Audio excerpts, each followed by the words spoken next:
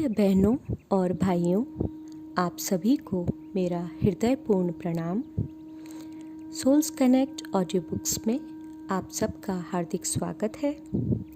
हम पढ़ रहे हैं पुस्तक क्रोध से प्रेम की ओर। आज हम अध्याय 11 भावनाओं की अभिव्यक्ति और उनका क्रमिक विकास को आगे पढ़ेंगे इसके भाग 2 में। तो चलिए आप और हम मिलकर पढ़ना आरंभ करते हैं। भावनाएं और अनुभूतियाँ, इमोशंस एंड फीलिंग्स। आज कई मनोवैज्ञानिक भावनात्मक बुद्धिमत्ता यानी इमोशनल इंटेलिजेंस की बात करते हैं। डैनियल गोलमैन, जो एक लेखक, विज्ञान पत्रकार व हार्वर्ड में फेलो के पद से विभूषित हैं, उन्होंने इस विषय पर कई किताबें लिखीं और जीवन में भावनाओं और उनकी अभिव्यक्ति को सीखने के पक्ष को पहली बार सबके सामने रखा। डॉक्टर गोलमैन के अनुसार भावनात्मक बुद्धिमत्ता अपने भावावेशों और अनुभूतियों को व्यवस्थित करके उन्हें सही तरीके से व्यक्त करने की क्षमता है। अपनी भावनाओं को व्यक्त करना बहुत महत्वपूर्ण है। डॉक्टर गोलमैन के अनुसार भावनात्मक बुद्धिमत्ता व्यावसायिक वातावरण में और सामाजिक दायरे में हमारी सफलता के लिए अत्यंत आवश्यक है। यह आवश्यक है कि हम भावनाओं यानी इमोशंस और अनुभूतियों यानी फीलिंग्स में अंतर करें, क्योंकि हम इन दोनों शब्दों में फेरबदल करते रहते हैं। मुझे अपने आध्यात्मिक गुरु बाबूजी श्री रामचंद्र जी शाहजहाँपुर की एक कहानी याद आ रही है। एक बार वे शिष्यों के साथ काफ़ी समय बिताने के बाद विदा ले रहे थे। उन लोगों ने बहुत शांति और प्रेम भरा समय साथ बिताया था एवं उनके शिष्य भावनाओं के आवेग में डूबकर अपने आंसुओं को रोक नहीं पा रहे थे, क्योंकि अब उनके गुरु दूर किसी अन्य स्थान पर जा रहे थे। एक पुराने अभ्यासी ने बाबूजी से पूछा कि उनके दुख और आंसुओं को देखकर उनके चेहरे पर कोई प्रतिक्रिया क्यों नहीं दिखाई दे रही। बाबूजी ने उत्तर दिया कि शिष्यों को जो महसूस हो रहा था वह भावावेश था और उनके मन में जो था वह उनके प्रति अनुभूति थी। अगर भावनाएं ठीक से समझी और परिष्कृत यानी रिफाइन नहीं की गईं तो वे अनुभूतियों यानी फीलिंग्स में विकसित नहीं हो पाती। भावनाओं यानी इमोशंस की एक परिभाषा यह है कि वे गहरी, प्रत्यक्ष और स्पष्ट शारीरिक प्रतिक्रियाएं हैं। वे न्यूरोट्रांसमीटर्स और शरीर, दिमाग व हृदय की प्रतिक्रिया के फलस्वरूप स्रावित हार्मोन्स से सक्रिय होती हैं। हृदय तेजी से धड़कता है और शरीर पसीने से तरबतर हो जाता है। अत्यधिक क्रोध में और क्रोध के प्रदर्शन के समय एक तरह का मानसिक अलगाव उत्पन्न हो जाता है, जो शरीर की बाकी क्रियाओं को महफूज रखने की एक सुरक्षा तकनीक यानी सेफ्टी मैकेनिज्म है। जो भी हो, अंततः यदि हम बिना किसी आत्मचेतना या संयम यानी सेल्फ अवेयरनेस और सेल्फ रेगुलेशन के ये भावनात्मक विस्फोट होने देते हैं तो शरीर हार मान जाता है। अनुभव ने सिखाया है कि अनुभूति यानी फीलिंग्स इन भावनात्मक प्रतिक्रियाओं के अनुभव की समझ से पैदा होती हैं, चाहे वे कितनी भी मंद या तीव्र हों। ऐसा होने के लिए पहले हमें सीखना होगा कि अपने अनुभव की विभिन्न भावनाओं की पहचान कैसे हो, और फिर हमें ऐसी उपयुक्त व रूपांतरित करने वाली नीति अपनानी होगी जिससे वे अनुभूतियों और चेतनापूर्ण सकारात्मक क्रिया यानी कॉन्शियस पॉजिटिव एक्शन में बदल जाएं। स्पष्टता और समझ को ध्यान में रखते हुए हम भावनाओं को किसी उत्तेजना के प्रति होने वाली पहली प्रतिक्रिया मान लेते हैं, जैसे स्वाभाविक रूप से उपजी लड़ो या भागो या स्थिर हो जाने यानी फाइट और फ्लाइट और फ्रीज हो जाने की प्रतिक्रिया। इनके विपरीत अनुभूति कहीं अधिक गहरी, अधिक सूक्ष्म और कम विस्फोटक होती है। अव्यक्त भावनाएं भावनात्मक ऊर्जा के स्थिर हो जाने की स्थिति पैदा कर सकती हैं, जिसका मानव मन और व्यवहार पर बहुत घातक असर पड़ सकता है। अतः जब भावनाएं अनुभूतियों में परिवर्तित हो जाती हैं, तब अनुभूतियों को समझबूझकर लाभदायक ढंग से व्यक्त किया जाता है। हम अपनी भावनाओं को कैसे पहचानें? भावनाएं तब पहचान में आती हैं जब उन पर अमल किया जाता है, यानी उस वक्त जब हमारे सामने कोई व्यक्ति या वस्तु है या कुछ घटित हो रहा है। भावनाओं को एक ऐसी ऊर्जा के रूप में परिभाषित किया जा सकता है जो गतिशील है। विचार की ऊर्जा को सक्रिय गतिज ऊर्जा यानी एक्टिव काइनेटिक एनर्जी में परिवर्तित कर अपने आसपास के व्यक्तियों या चीज़ों तक पहुंचाया जा सकता है। मिसाल के तौर पर, एक नकारात्मक भावना चिल्लाने, चीखने, रोने और चीज़ों को फेंकने की क्रियाओं में परिणामित हो सकती है। यह समारोहों और कार्यक्रमों का माहौल बिगाड़ देती है, प्रियजनों का अपमान करती है और बवाल खड़ा कर देती है। इसे शुरू करने वाले दोषी की तरफ सबका ध्यान जाता है और उसके मार खाने की भी नौबत आ सकती है। यह एक नकारात्मक भंवर है जिसका कोई अच्छा परिणाम नहीं मिलता। अंततः इस तरह की अत्यधिक ऊर्जा गतिशील होकर परिपथ को तोड़ने वाली शक्ति यानी सर्किट ब्रेकर पैदा करती है, जिसके कारण एक सहज क्रियावली यानी नेचुरल मैकेनिज्म निर्मित होती है जो इस अत्यधिक गतिशील ऊर्जा पर रोक लगाती है। इस तूफान के बाद की शांति हमें इसके कारण हुए नुकसान का अंदाज़ा लगाने और उसकी भरपाई करने का अवसर देती है।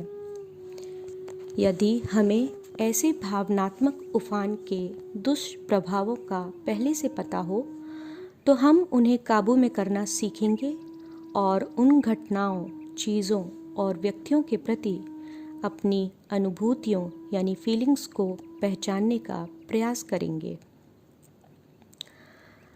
अनुभूतियाँ भी हमें बदमिजाज बना सकती हैं। जब अनुभूतियाँ होती हैं तो हमें सोचना पड़ता है कि इनसे कैसे निपटा जाए। भावनात्मक बुद्धिमत्ता यानी इमोशनल इंटेलिजेंस का अर्थ है कि भावनात्मक रूप से बर्बाद होने से बचें। इसका तात्पर्य है एक समझदार अनुभूति करने वाला इंसान बनना यानी इंटेलिजेंट फीलर बनना।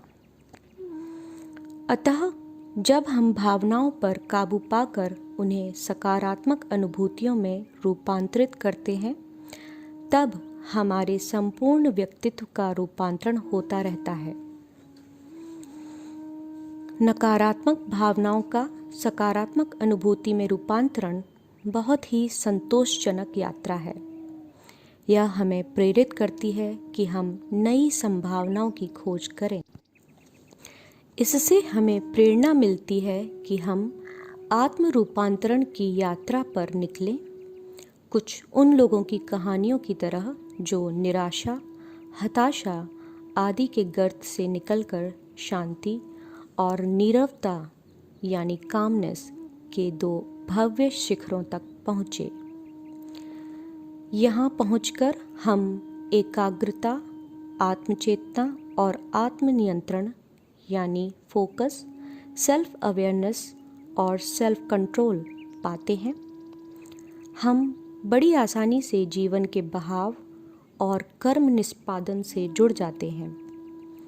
हमें जीवन की खुशी महसूस होती है। जब हम खुश होते हैं तब ईर्ष्या के बदले उदारता, द्वेष और प्रतिशोध के बदले स्नेह व दयालुता का अनुभव करते हैं तथा असुरक्षित होने के बदले सुरक्षित महसूस करते हैं। जटिल से सरल भावनाओं की ओर बढ़ना, moving from complex to simple emotions. दूसरी चीज़ जो मैंने इतने सालों में सीखी वह यह है कि जब एक प्रमुख भावना अन्य भावनाओं के साथ मिश्रित हो जाती है तब वे बहुत जटिल हो जाती हैं। मिसाल के तौर पर जब क्रोध डर के साथ मिल जाता है तब एक भयंकर मिश्रण बनता है। डर पूर्वाग्रह को जन्म देता है और अब हमारे सामने बहुत ही जटिल समस्या आ जाती है। जब क्रोध का विस्फोट होता है तब उसके पीछे डर, किसी व्यक्ति या घटना के प्रति पूर्वाग्रह होता है।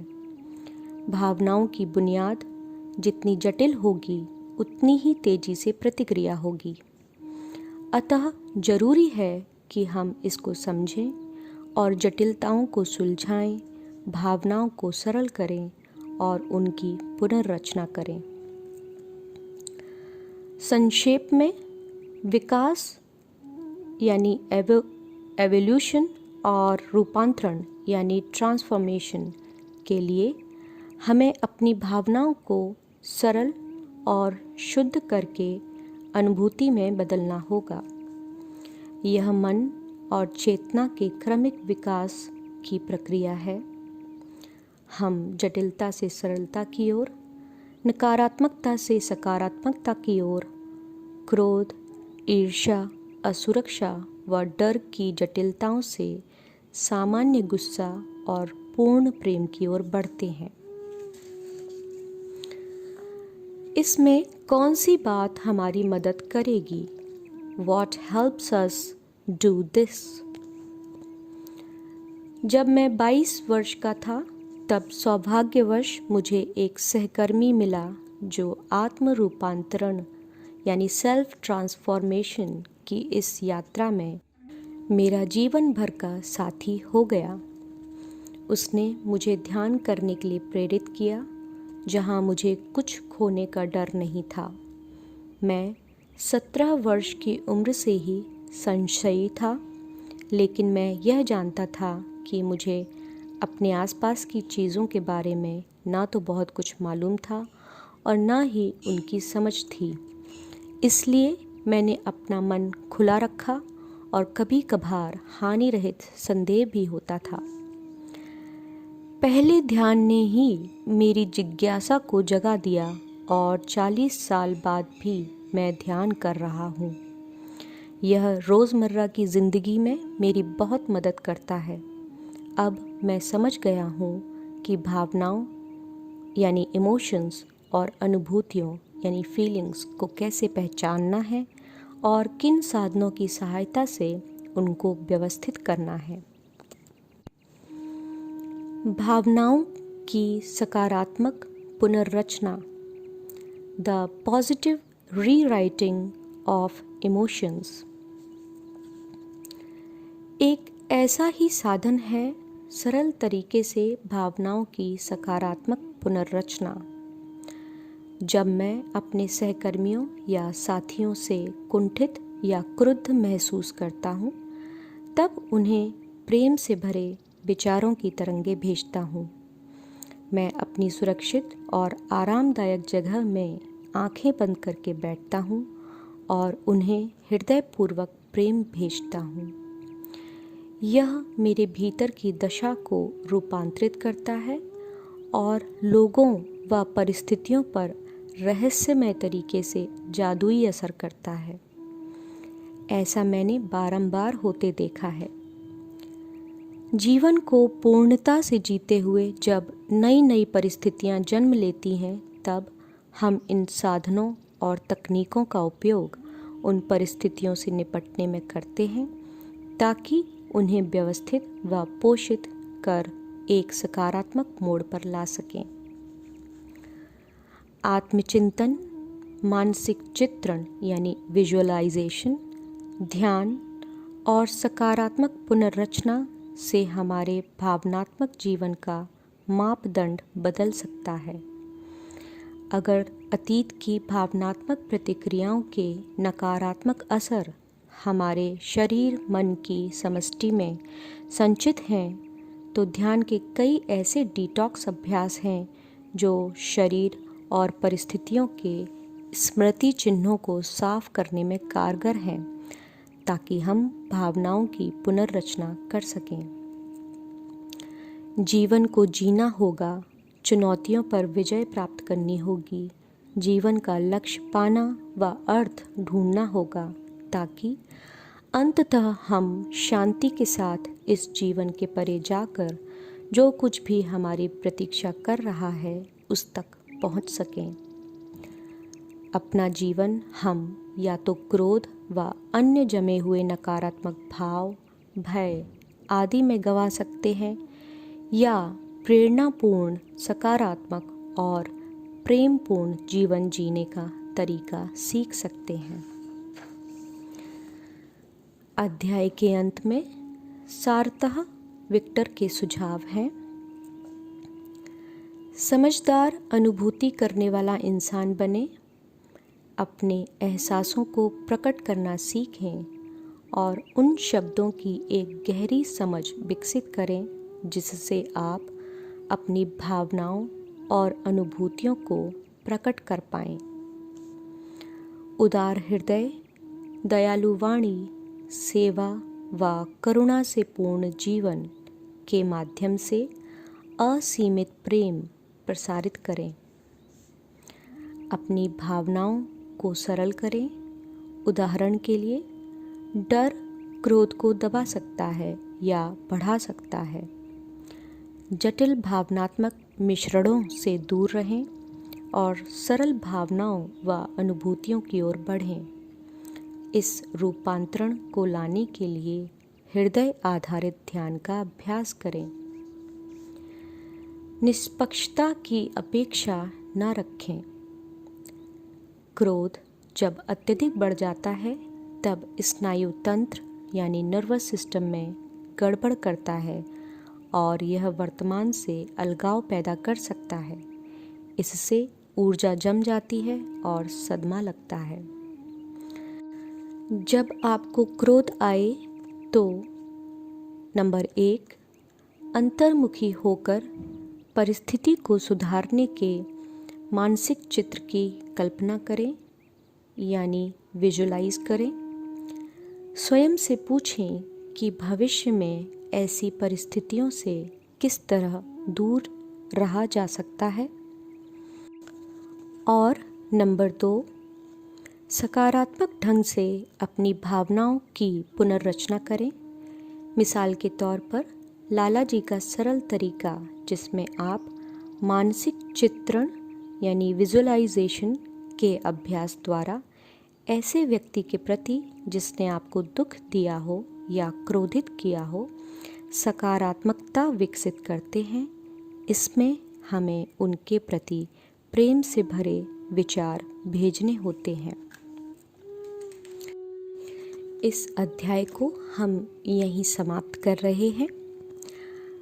इस अध्याय में आपको अपने लिए सबसे अच्छा क्या लगा, जिसने आपको प्रभावित किया हो, उसे आप अपनी डायरी में नोट कर सकते हैं और चाहें तो हम सभी के साथ शेयर भी कर सकते हैं।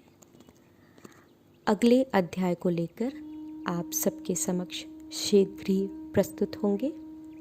हमारे साथ बने रहने के लिए आप सभी का हृदयपूर्वक धन्यवाद एवं आभार। कृपया इस चैनल को सब्सक्राइब करें, लाइक करें, शेयर करें, कमेंट करें और नई नोटिफिकेशन के लिए बेल आइकन को प्रेस करें। आप सबका बहुत बहुत धन्यवाद।